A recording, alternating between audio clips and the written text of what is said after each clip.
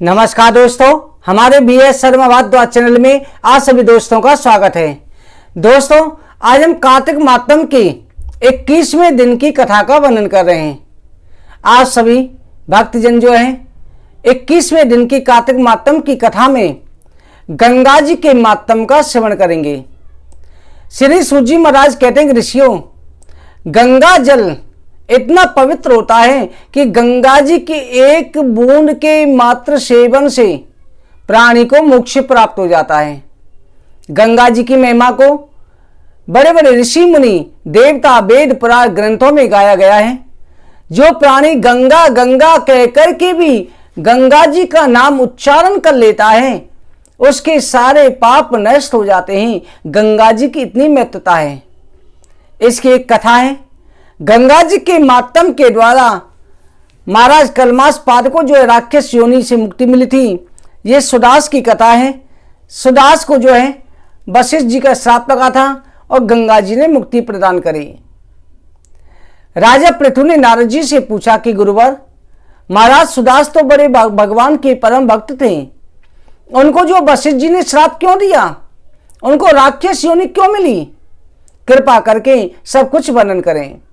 श्री सूजी महाराज कहते हैं, ऋषियों, देव ऋषि नाथ जी के लगे, हे राजन, हम तुमसे जो है महाराज सुदास की कथा का वर्णन करते हैं। महाराज सुदास जो है सूर्य वंश में उत्पन्न हुए थे। सुदास जो है पृथ्वी का भोग करते थे। संपूर्ण सातों समुद्र सहित पूरी पृथ्वी पर उनका राज्य था। जहां से सूर्य निकलता है और सूर्य अस्त होता है वहां तक महाराज सुदास का राज्य था। महाराज सुदास के राज्य में सभी प्रजा अपने धर्म का पालन करती थी। महाराज सुदास जो है उन्होंने संपूर्ण पृथ्वी पर जो है 30,000 वर्षों तक महाराज सुदास ने संपूर्ण पृथ्वी का राज्य किया। महाराज सुदास जो है एक दिन सेना के साथ में वन में शिकार खेलने को गए। वहां जाकर के शिकार खेलने लगे। वहीं पर जो है महाराज सुदास अनेक मृगों का शिकार करने लगे। धूप से पीड़ित होकर के रेवा नदी के तट पर गए। वहां पर जाकर के उन्होंने नित्य क्रिया करी, मंत्रियों के साथ में भोजन किया और संपूर्ण रात्रि वहां पर व्यतीत करी। दूसरे दिन प्रातःकाल मंत्रियों के साथ में शिकार खेलने के लिए वन में फिर विचरण करने लगे। महाराज सुदास ने, जिनका नाम मित्र सैवी था, अपने कान तक धनुष को खींच रखा था, धनुष पर बाण चढ़ा रखा था और मृगों का पीछा करने लगे। मृगों का पीछा करते हुए महाराज सुदास ने 2 व्याघ्रों को मैथुन कर्म में रत देखा कि एक व्याघ्र और व्याघ्री जो है मैथुन कर्म करने में लगे हुए हैं। महाराज सुदास ने मैथुन करते हुए उन व्याघ्र व्याघ्रियों को देख करके मंत्र पढ़ के बाण मारा। जैसे बाण मारा, वो बाण जो है जाकर के सीधा व्याघ्री को लगा और व्याघ्री जो है उस बाण के द्वारा अचेत अवस्था को प्राप्त होने लगी। उसके प्राण निकलने लगे और प्राण निकलते समय उस व्याघ्री ने राक्षस का रूप धारण कर लिया। वो राक्षस नहीं थी और जो व्याघ्र था वो राक्षस था। 30 योजन लंबी, 120 किलोमीटर लंबी शरीर का विस्तार करके भयंकर शब्द करके उस वन में गिर पड़ी। उस समय राक्षसी को गिरता देख करके राक्षस जो है व्याघ्र राक्षस के रूप में खड़ा हो गया और कहने लगा कि राजन, तुमने जो है मेरी व्याघ्री को मारा है, मैं तुमसे बदला अवश्य लूंगा। इतना कह करके वहां से अंतर्ध्यान हो गया। राजा जो है अपनी सेना के साथ में अपने राज्य को आ गया। अपने राज्य में आकर के धर्म पूर्वक प्रजा का पालन करने लगा। महाराज सुदास ने जो है गुरु वशिष्ठ जी को बुला करके एक समय अश्वमेध यज्ञ कराया। अश्वमेध यज्ञ में गुरु वशिष्ठ जी जो है आचार्य थे। गुरु वशिष्ठ जी की देख रेख में अश्वमेध यज्ञ होने लगा। एक दिन जो है गुरुदेव ने कहा कि राजन, मैं स्नान करके आ रहा हूं, तब आकर के मैं भोजन करूंगा। इधर जो है जो व्याघ्र राक्षस था, जिसकी व्याघ्री को जो है राक्षसनी को राजा ने मारा था, उसने देखा कि अच्छा समय है, क्योंकि महाराज सुदास इतने चक्रवर्ती हैं, इनका देवता भी कुछ नहीं बिगाड़ सकते, मैं भी कुछ नहीं बिगाड़ सकता, केवल एक ब्राह्मणों का श्राप ही इनके पतन का कारण बन सकता है। उसने आकर के उसी समय पर रसोइये के पास जाकर के रसोइये को कहीं ले जाकर के बंदी बना लिया और रसोइये के पास जाकर के रसोइये का रूप धारण किया। और फिर थोड़ी देर में गुरु वशिष्ठ जी का रूप धारण करके राजा के पास गया और जाकर के कहने लगा, राजन, मैं अभी स्नान करके आ रहा हूं, जैसे स्नान करके आऊं आप मेरे लिए मांस बना के तैयार रखना। मुझे भोजन में मांस का मांसाहारी भोजन चाहिए। महाराज सुदास ने देखा आज गुरुजी को क्या हुआ, गुरुजी तो शाकाहारी हैं, आज मांसाहारी भोजन करने की इच्छा क्यों कर रहे हैं। परंतु महाराज सुदास जो है समझ नहीं पाए। उन्होंने समझा कि गुरुजी की जैसी इच्छा, गुरु जो कहेंगे सो आज्ञा का पालन होगा।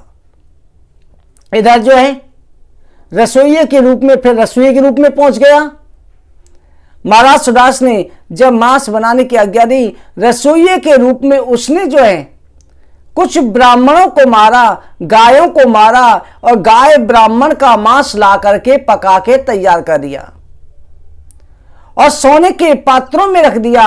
इधर महाराज सुदास जो है उन पात्रों को सामने रख करके गुरुजी के आने की प्रतीक्षा करने लगा। जैसे ही वशिष्ठ जी जो स्नान करके आए, वशिष्ठ जी को कुछ पता नहीं था कि मेरे पीछे क्या हुआ है। वशिष्ठ जी ने आए तो वशिष्ठ जी को प्रणाम किया, आसन पर बैठाया, आदर के साथ में सामने भोजन रखा।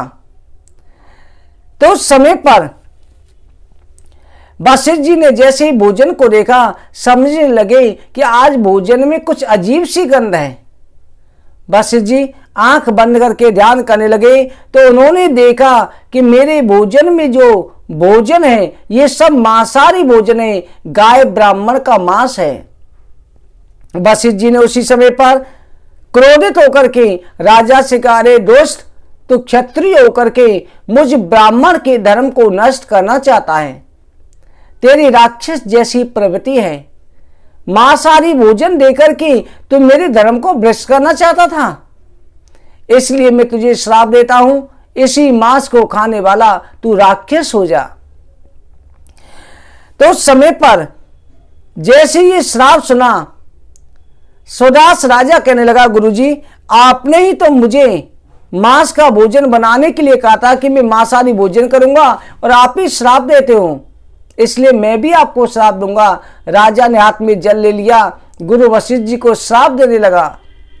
उनकी पत्नी ने उनको रोका कि गुरु हैं और गुरुजी को हम श्राप नहीं दे सकते, इसलिए जो है गुरु की सेवा सर्वोपरि है, आप जो है गुरु की आज्ञा का ही पालन करें। गुरु ने श्राप दिया है तो श्राप को भोगे।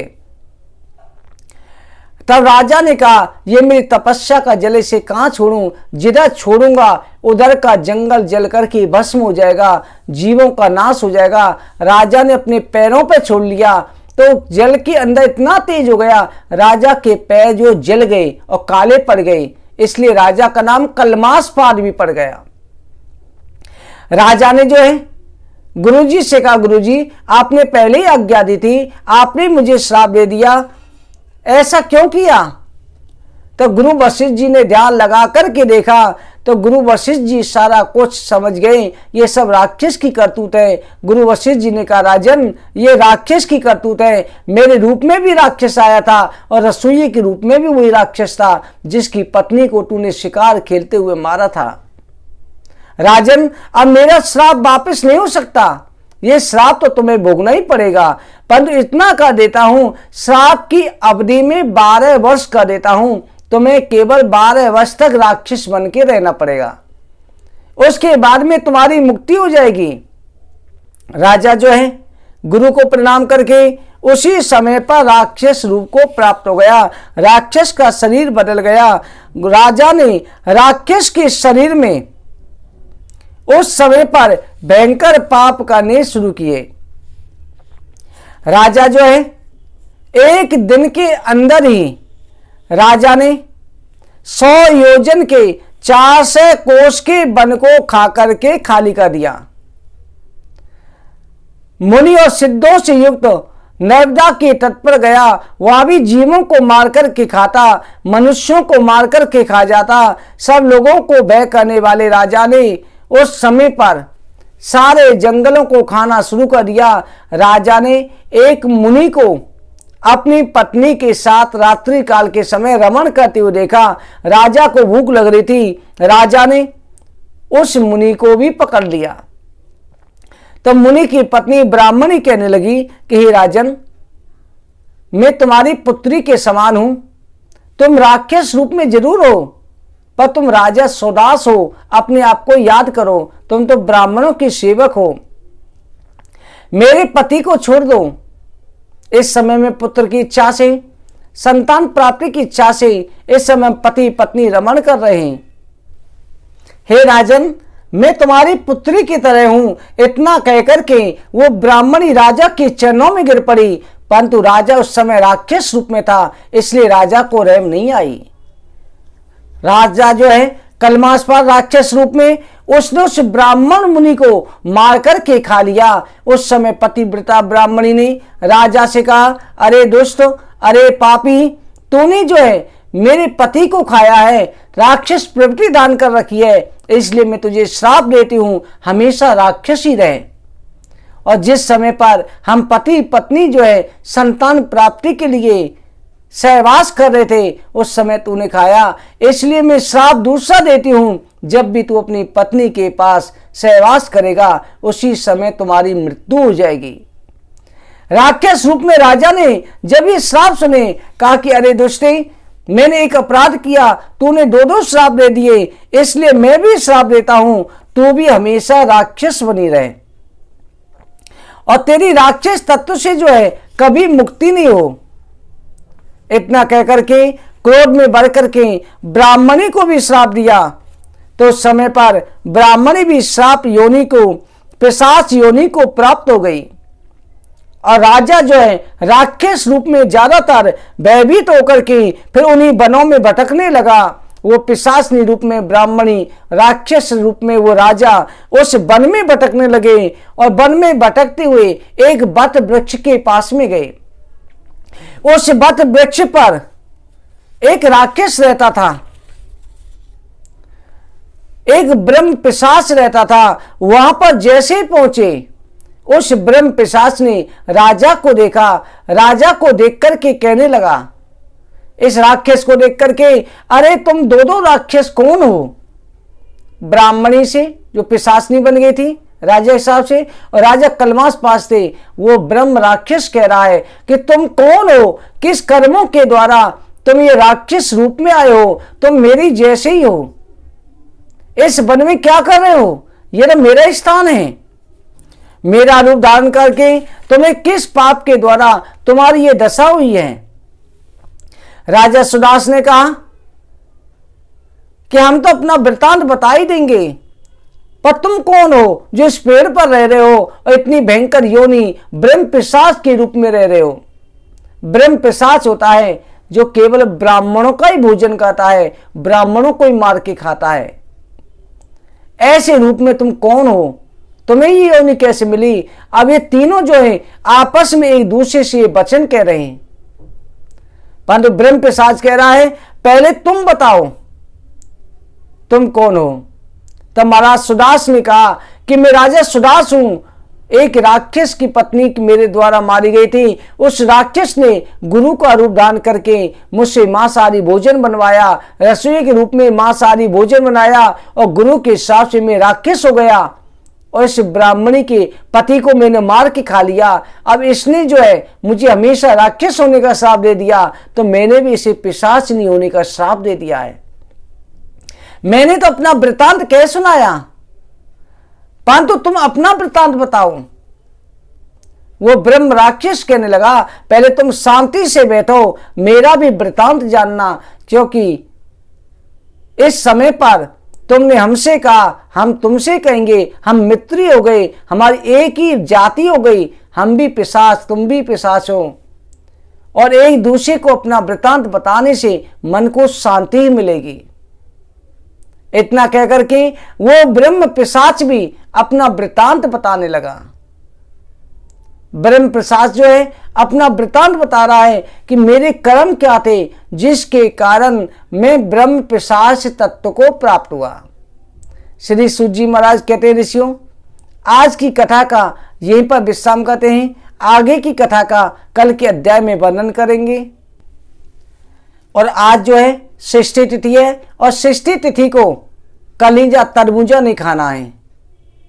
आप सभी के ऊपर जो है गंगा मैया की कृपा बनी रहे। इस कथा को श्रवण करने मात्र से प्राणी सभी पापों से मुक्त हो जाता है। बोलो कार्तिक मातम की जय।